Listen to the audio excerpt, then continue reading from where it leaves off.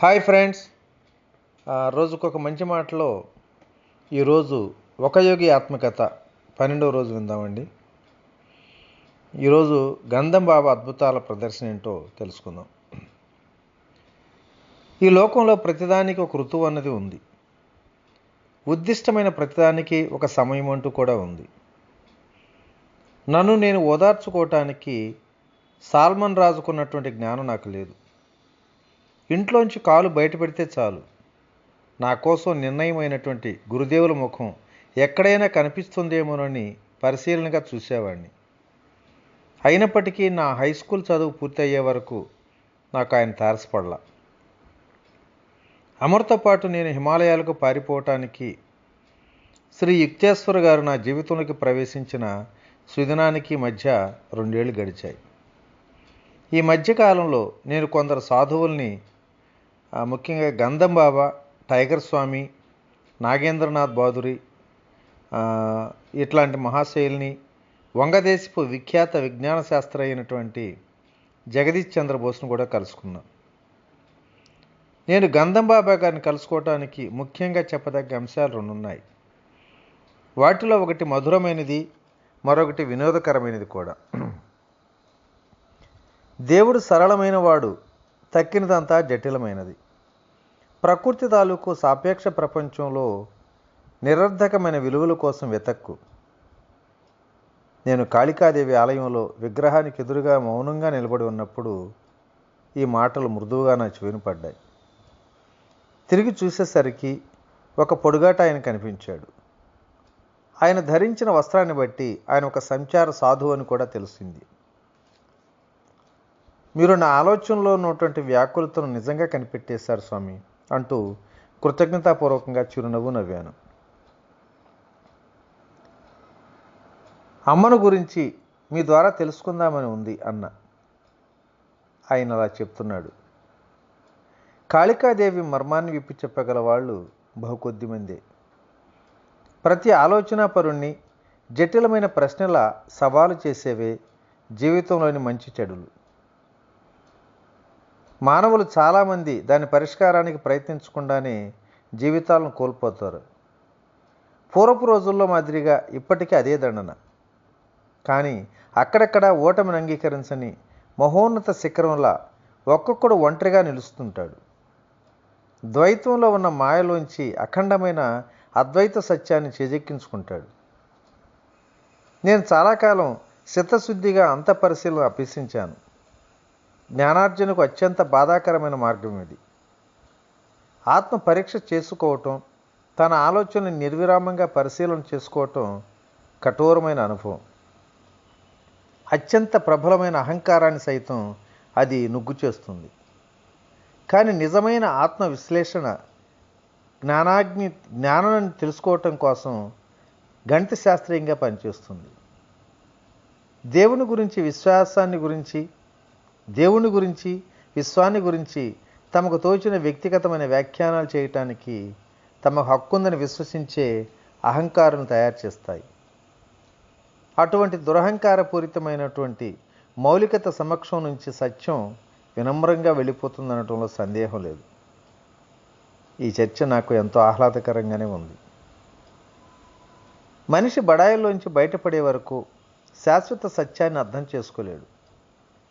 అనేక శతాబ్దాలుగా పంకిలమై ఉన్న మానవ మనస్సు లెక్కలేనని ప్రపంచ మాయలతో కూడిన దుర్భర జీవితాన్ని సృష్టిస్తుంది. మనిషి మొదట తనలోని శత్రువులలో జరిపే పెనుగులాట ముందు యుద్ధభూమిలో జరిగే పోరాటాలు తీసుకెట్టి అనిపిస్తాయి. ప్రచండ బల ప్రయోగంతో జయించటానికి ఇవేమీ మానవ రూపంలో ఉన్న శత్రువులు కావు. విషవాయువులను వెళ్ళగెక్కే అస్త్రాలను బహునేర్పుగా అమర్చుకొని అంతటా కమ్ముకొని నిర్విరామంగా పనిచేస్తుండే తామసిక కామాలనే యోధులు మనల్ని అందరినీ హతమార్చడానికి చూస్తుంటారు. తన ఆదర్శాలను భూస్థాపితం చేసి సాధారణ ప్రారంధానికి తలవంచిన వాడు ఆలోచన శూన్యుడు. అతడు నిర్వీర్యుడుగాను, మూర్ఖుడుగాను, అవమానకరుడుగాను తప్ప మరో రకంగా కనిపిస్తాడంటావా? అయ్యా, దిగ్భ్రమ చెందిన జనసామాన్యం మీద మీకు సానుభూతి లేదా అని అడిగాను. ఆ సాధువు ఒక క్షణం మౌనం వహించాడు. తర్వాత సూటిగా ఇలా చెప్తున్నాడు. సర్వ సుగుణాలకి నిలయుడైనటువంటి అగోచరుడైన భగవంతుణ్ణి ఒక పక్క, అటువంటివేమీ లేనట్టు కనిపించే మానవుణ్ణి మరొక ప్రక్క ప్రేమించటం అన్నది తరచు దిగ్భ్రమ కలిగిస్తూ ఉంటుంది. కానీ వ్యూహానికి తగినట్టుగానే ఉంటుంది బుద్ధి కుశలత. అంత పరిశోధన మానవులందరి మనస్సులోని ఏకత్వాన్ని, అంటే స్వార్థపరత్వంనే దృఢబాంధవ్యాన్ని బయటపెడుతుంది. కనీసం ఎక్క విషయంలో అయినా మానవుల్లో సోదరభావం వెల్లడవుతుంది. ఈ రకమైన సమత్వాన్ని గ్రహించిన తరువాత నివెరపాటుతో కూడిన వినమ్రత వస్తుంది. ఆత్మకున్న అన్వేషణ యోగ్యమైనటువంటి శక్తుల్ని గమనించలేని తోటి వాళ్ళ మీద కనికరంగా మారుతుంది. ప్రపంచం అనుభవించే దుఃఖాల గురించి ప్రతి యుగంలోనూ సాధువులు మీలాగే బాధపడ్డారండి అన్న.